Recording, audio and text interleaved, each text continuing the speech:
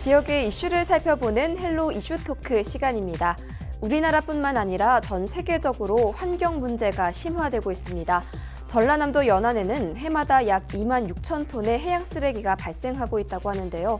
전남에서는 올해 570억 원을 투입해 해양 쓰레기 제로화를 위해 노력한다고 합니다. 전남도의회 이광일 광양만권 해양생태계 보전 특별위원장 그리고 김순호 변호사 모시고 자세한 이야기 나눠보겠습니다. 안녕하십니까?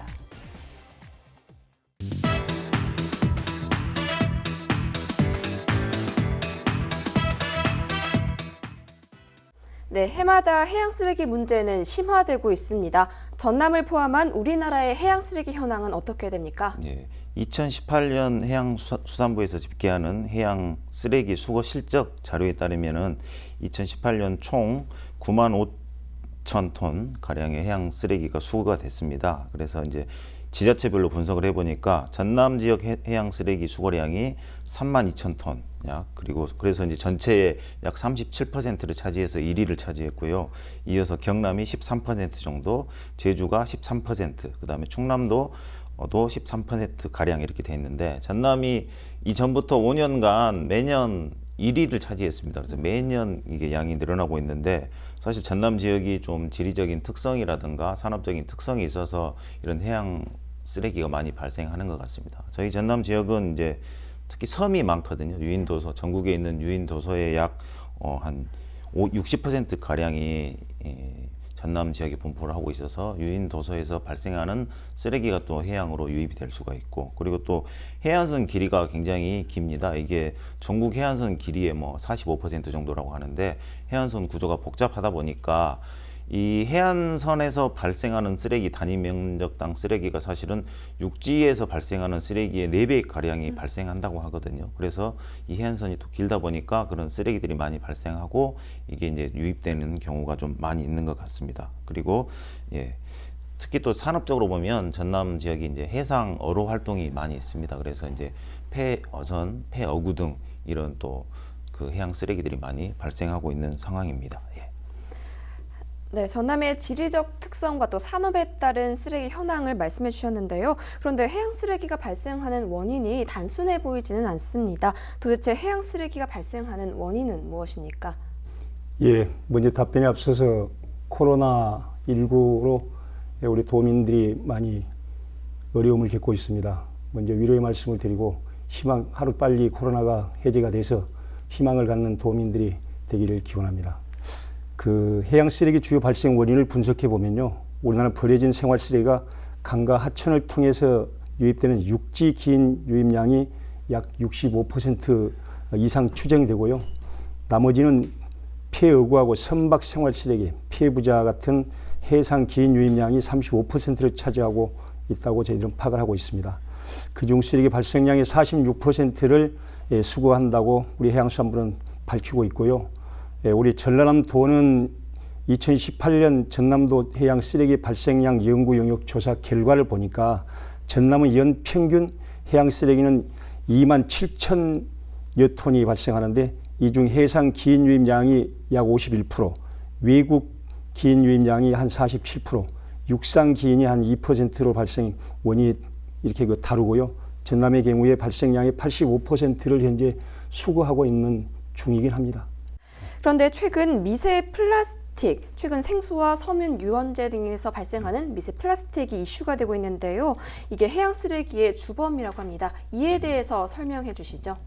미세먼지도 참 심각한데 그보다 더 심각한 게 미세 플라스틱 같습니다. 저희가 방송을 준비하면서 미세 플라스틱이 위험도가 얼마나 큰지를 좀 살펴봤는데 굉장히 많이 놀랐습니다. 일단 이제 미세 플라스틱이 발생하는 원인은 이제 처음부터 제조 당시부터 만들어진 미세 플라스틱이 있거든요. 이제 치약이라든가 세안제, 바디워시 이런 생활용품 등의 이걸 만들 때 애초에 들어간 미세 플라스틱이 있습니다. 그런 게 저희 인체에 흡수되기도 하고. 근데 해양 오염과 관련해서는 사실 이 바다에 떠다니는 플라스틱이 있거든요. 굉장히 많습니다. 그래서 해양 쓰레기가 굉장히 많이 발생하는데 플라스틱은 물에 뜨다 보니까 이게 이제 분해가 안 되고 계속 떠다니고 있습니다. 지금 그래서 플라스틱 아일랜드라고 혹시 들어보셨습니까?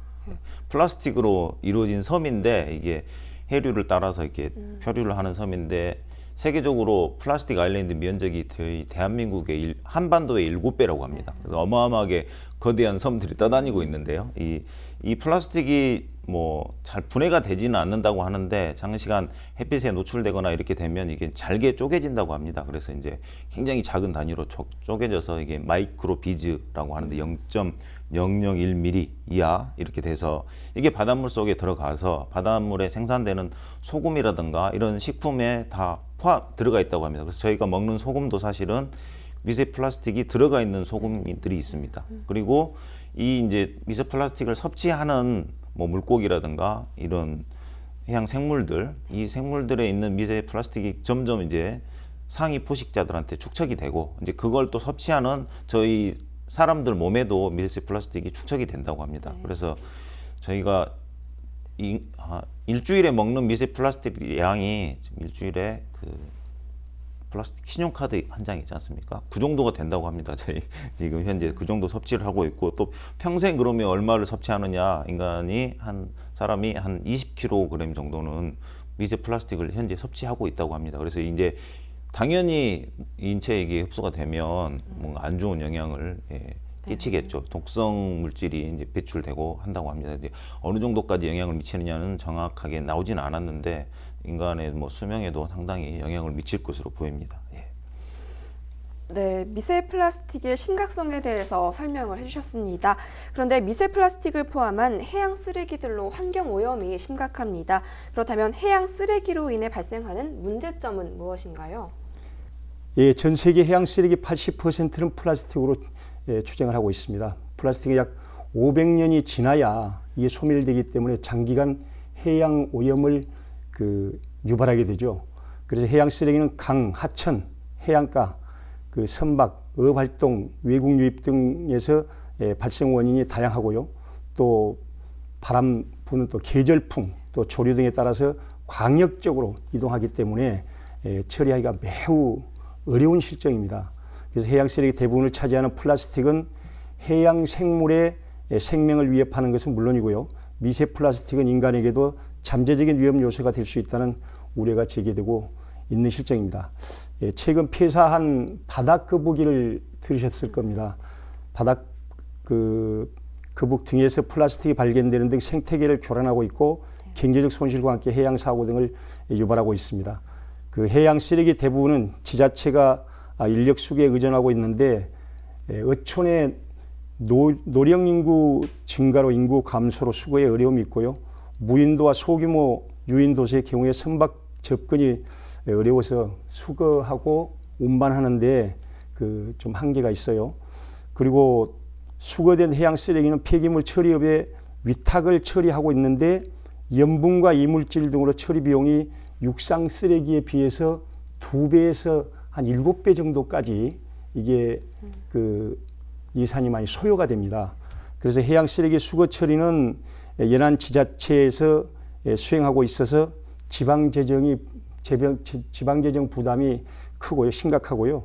특히 침적 쓰레기는 이물질을 포함하고 있어서 사업장 폐기물로 분류되기 때문에 처리 비용이 많이 들고 수거에 어려움이 많습니다. 조금 전에 우리 변호사님께서도 미세먼지, 플라스틱 이런 말씀을 심각하다고 말씀해 주셨는데 이것보다 더 심각한 문제가 제가 얼마 전에 우리 전남도의 상임위원회에서 제가 주문을 했는데요. 이 바닷가에 보면은 조선업을 하고 있는 분들이 있습니다. 이 도크라고 하고 있는 데가 있는데 도크에 올려서 그냥 이렇게 깎아내면 그대로 그냥 고압으로 갖다가 바로 물로 쏴서 바다에 바로 떨어지는 앞으로 이런 부분들은 바다 생태계를 보존하기 위해서라도 이건 앞으로 허가제를 해서 당연히 앞으로 이제 정화조를 거쳐서 바다로 유입되는 이러한 특단의 조치가 국가에서 이 정부에서 이게 만들어져야 된다. 그래서 이번에 제가 상임위원회에서 우리 전남도 발의로 해서 이걸 정화조 이걸 만들어서 반드시 이게 그걸 거쳐서 바다로 유출될 수 있도록 이걸 법을 만들자고 하는 제안을 제가 해놓고 있는 상태입니다. 네, 생태계 교란을 비롯한 환경 오염 문제와 더불어서 도의회의 노력까지 말씀을 해주셨습니다.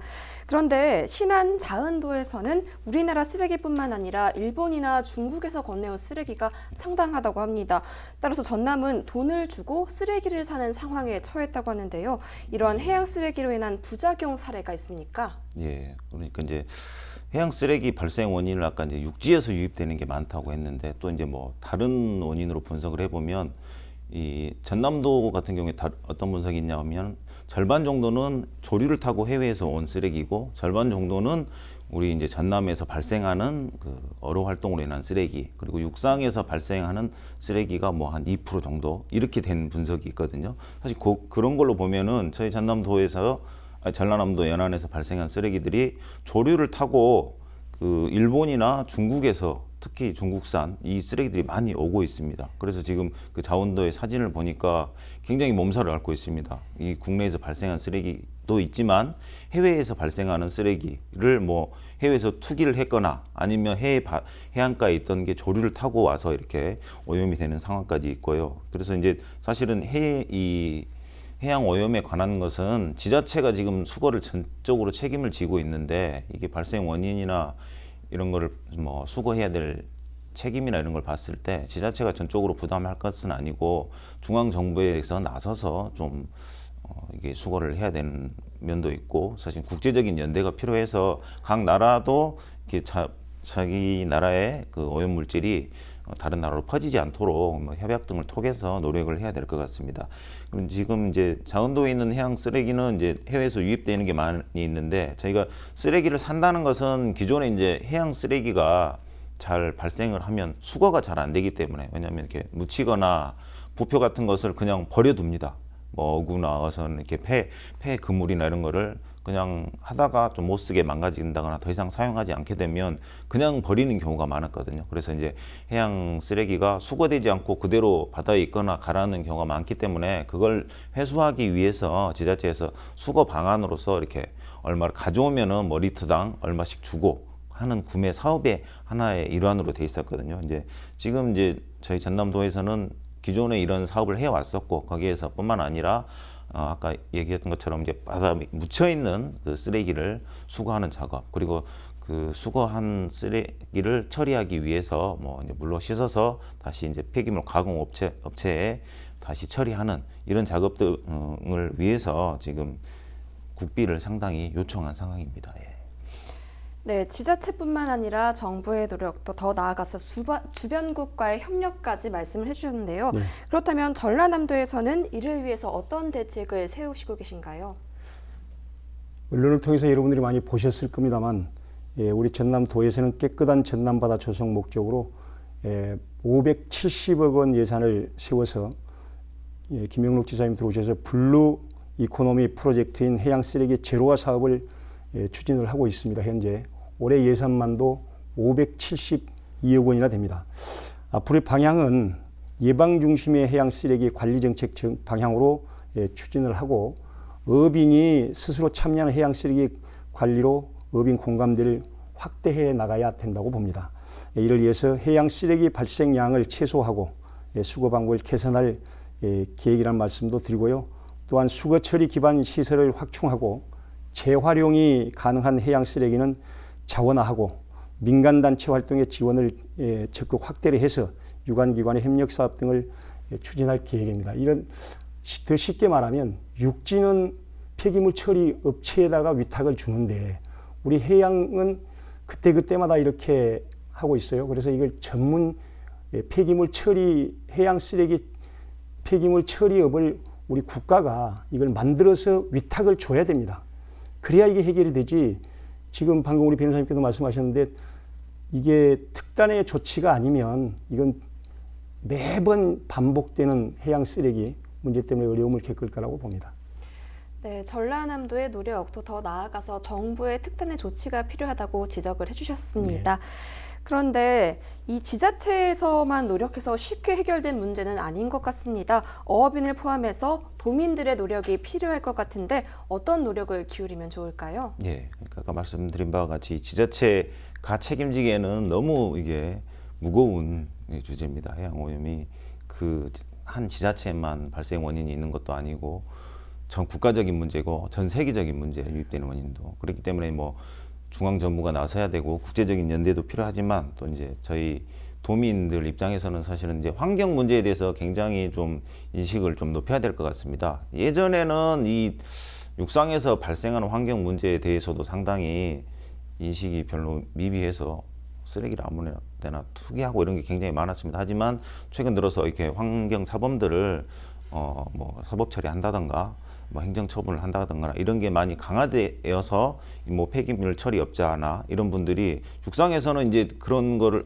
이런 행동을 하면 처벌이 될 수 있구나라고 해서 조심하는 부분이 있습니다. 하지만 해상에서는 아직 그런 인식이 적은 것 같습니다. 왜냐하면은 해상은 사실은 누가 감시하는 사람도 없고 그렇기 때문에 이렇게 심리적으로 이렇게 관심을 안 받기 때문에 투기를 하거나 이런 게 많이 있는 것 같습니다. 그런데 이제 아까 의원님께서 말씀을 해주셨지만 저희 전남도에서 그런 조례를 이렇게 발의한다는 게 상당히 잘 된 것 같습니다. 아직까지 해양 환경 오염에 대해서는 그 정도의 인식을 안 갖고 있거든요, 사람들이. 그래서 이 해양 환경 오염 활동도 굉장히 큰 사법 처리 대상이 될 수 있다 이런 인식이 필요하고 그런 이제 또 그리고 이제 우리 도민들도 이게 사실은 우리 개인의 생존뿐만 아니라 정말 인류의 문제다. 미세 플라스틱 얘기 아까 잠깐 말씀드렸는데 저희 나라가 이 전 세계적으로 미세 플라스틱 오염 지역을 조사를 했는데 제일 위험 1위가 영국입니다. 위험 지역이 영국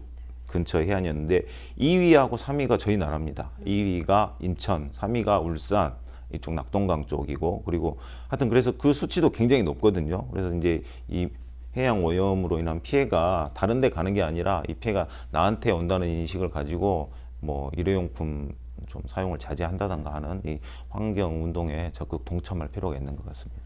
네, 도민들의 인식 개선 문제를 짚어주셨습니다. 그렇다면 마지막으로 해양 쓰레기를 포함해서 환경 오염 문제가 개선되기 위해서 남은 과제가 있다면 무엇이라고 생각하십니까? 예, 전남이 지금 그 해양 쓰레기가 없는 쾌적하면서 안전하고 생산적인 바다를 실현하기 위해서는 사후 처리 중심의 해양 쓰레기 관리 정책에서 이제 벗어나 사전 예방적 관리 정책으로 속히 전환해야 하며 다양한 형태의 사업을 추진해야 할 것입니다. 조금 전에 말씀드렸다시피 블루 이코노미 프로젝트인 해양 쓰레기 제로화 사업이 잘 추진될 수 있도록 적극적인 행정이 필요하다고 여겨지고요. 하지만 사업은 정부나 전남도만 에서만 추진하는 데는 한계가 있습니다. 삶의 터전인 바다를 지키기 위해서 정부나 전남도보다 어민의 역할이 가장 크다고 볼 수 있습니다. 쓰레기를 버리지 않는 문화와 환경적인 어구, 그러니까 생분해성 어구하고 고밀도 부표 등을 사용해야 할 것입니다. 바다는 생명의 근원이며 꿈과 희망의 공간입니다. 특히 어민의 생활 터전인 바다가 건강하지 않다면 생활을 영위할 수 없으면서 우리 인류의 미래도 없다고 할 수 있습니다. 어민 스스로 해양 쓰레기를 버리지 않는 작은 실천 하나하나가 모일 때 생명력이 넘치는 바다, 풍요롭고 깨끗한 바다를 우리 후손들에게 물려줄 수 있게 될 것입니다. 더 늦기 전에 바다를 지키기 위해서는 누구보다 어민이 해양 쓰레기 줍기와 버리지 않는 활동으로 해양 쓰레기 제로화 추진 사업에 우리 모두가 도민 그리고 조금 전에 우리 변호사님께서 말씀하신 것처럼 국가, 세계가 함께 공동 노력해야만이 바다는 하나인데 같이 이 문제들을 해결할 수 있는 길들이 함께 합쳐져야 된다고 봅니다. 네, 어업인들 스스로의 실천의 중요성을 강조해 주셨습니다.